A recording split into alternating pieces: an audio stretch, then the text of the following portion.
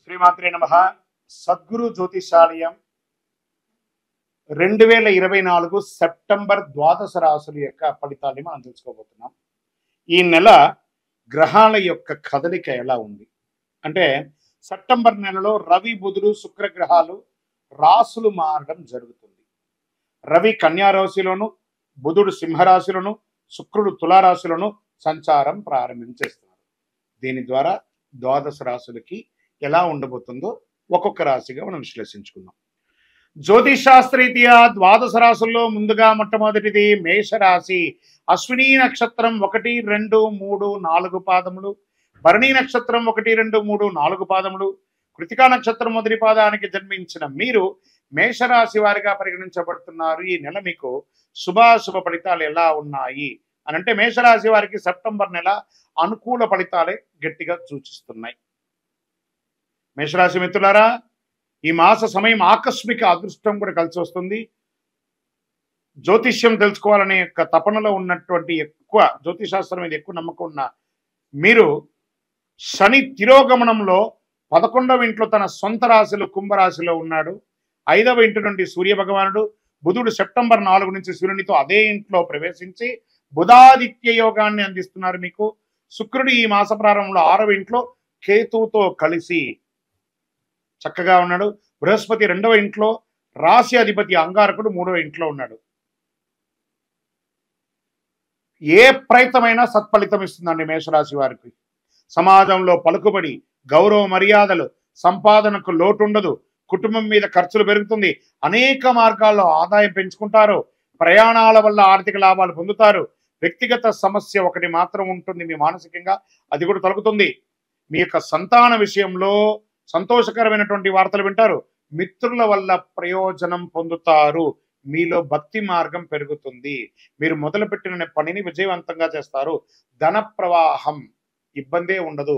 వ్యాపారం మల్టిపుల్ గా ఎక్స్పాండ్ చేసే అవకాశాలు ఉన్నాయి, లేదా ఉన్న వ్యాపారంలో అద్భుతాన్ని సృష్టించారు. కుటుంబంలో బంధుమిత్రుల మధ్య, అన్నదమ్ముల మధ్య, తల్లిదండ్రుల మధ్య, అక్కచెల్లెల మధ్య ఉన్నటువంటి విభేదాలు తొలగి సామరస్య వాతావరణం తొలగుతుంది. కొత్త ఇల్లు, వాహనం కొనుగోలు చేసే అవకాశం ఉంది. నూతన వస్త్రాలు, ఆభరణాలు అదనంగా కొంటారు. ఆరోగ్యం మాత్రం శ్రద్ధ వహించాలి. మీరు తీసుకునే ఆహారపు అలవాట్ల వల్ల మీ ఆరోగ్యం ఇబ్బంది పడే అవకాశాలు ఉన్నాయి. వాహనం నడిపేటప్పుడు కాస్త జాగ్రత్త మాస ద్వితీయంలో.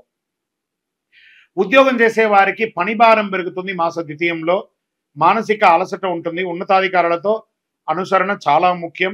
ఆకస్మిక స్థాన భ్రంశం, ఉద్యోగ మార్పులు పొందొచ్చు, లేదా ఉద్యోగం మారాలనుకున్న వాళ్ళకి ఇదొక సమయం. పరిశ్రమలు, ఇండస్ట్రీస్ పెట్టే వాళ్ళకి కాస్త వెయిట్ చేయండి. వ్యాపారంలో అనుకూలమైనటువంటి స్థితి ఉంది. కష్టపడి పనిచేసి సంపాదించే ప్రతి పైసా అది మీ ఇంటికి చేరుతుందండి. కుటుంబాన్ని నిర్వర్తించే స్త్రీలు, ఉద్యోగం చేసే స్త్రీలకి ఇదొక మంచి సమయం అని చెప్పొచ్చు. జీవిత భాగస్వామి యొక్క స్త్రీ పురుషులు ఇరువురికి కూడా ఒక ప్రేమానురాగాలతో ఉంటారు. మీకు ఈ సెప్టెంబర్ నెల లక్కీ డేస్ అని కూడా చెప్పుకుంటూ పోతే 1, 4, 7, 13 అని చెప్పొచ్చు. ఐటీ రంగం వారికి చాలా బాగా ఉంటుందని కూడా చెప్పొచ్చు.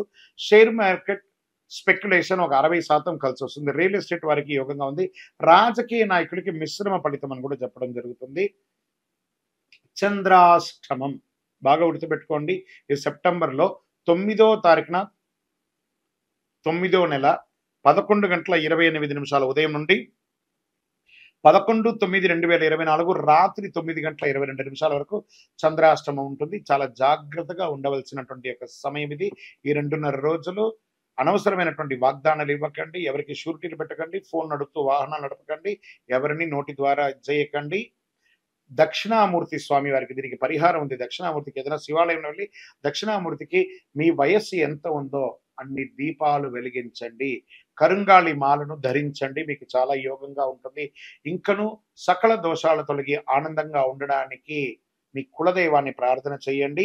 మీ యొక్క సంపూర్ణ జాతకం తెలుసుకోవాలనుకున్న వాళ్ళు మీ పరిసర ప్రాంతాల్లో ఉన్నటువంటి జ్యోతిష్ శాస్త్ర నిపుణులను సంప్రదించండి. వారి ద్వారా తెలుసుకోండి.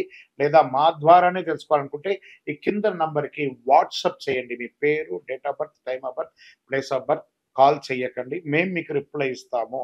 మళ్ళీ చెప్తున్నాను, జ్యోతిష్యం పడుతున్న వర్షానికి గొడుగు మాత్రమే కానీ జ్యోతిష్యం జీవితం కాదు.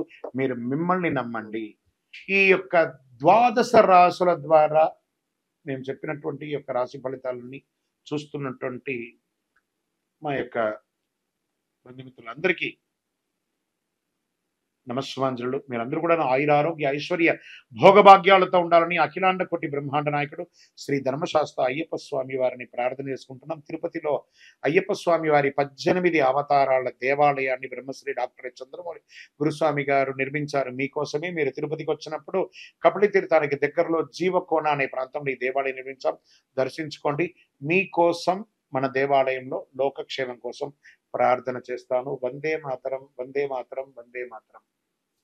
భాద్రపద మాసం వచ్చేసింది. భాద్రపదం అనగానే మనకేం గుర్తుకొస్తుంది?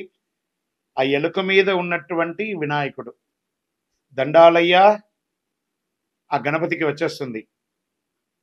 ఆ స్వామి వారికి పిల్లలకి అందరికి ఏం గుర్తుకొస్తుంది? కుడుములు, ఉండ్రాళ్ళు, లడ్లు ఇవే గుర్తుకొస్తాయి. క్లే గణేష, తర్వాత మట్టి గణపతి లేదా విగ్రహాలు, మండపారాధనలు, ఎక్కడ చూసినా పండగ వాతావరణమే. పండగనే, గణపతి వచ్చేసారంటే పండగ తీసుకొచ్చేస్తున్నాడనే ఒక పేరు. అలాంటి భాద్రపద మాసంలో ఎంత అద్భుతమైనటువంటి మాసం తెలుసా?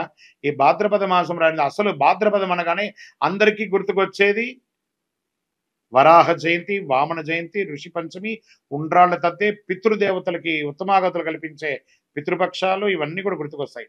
ఈ మాసానికి ఎన్నో అద్భుతాలు ఉన్నాయి. దేవతల పూజలకి, పితృదేవతల పూజలకు కూడా ఉత్కృష్టమైనటువంటి మాసం భాద్రపద మాసం. చాంద్రమానం ప్రకారం భాద్రపద మాసం 6వ మాసంగా మారుతుంది, అంటే 6th.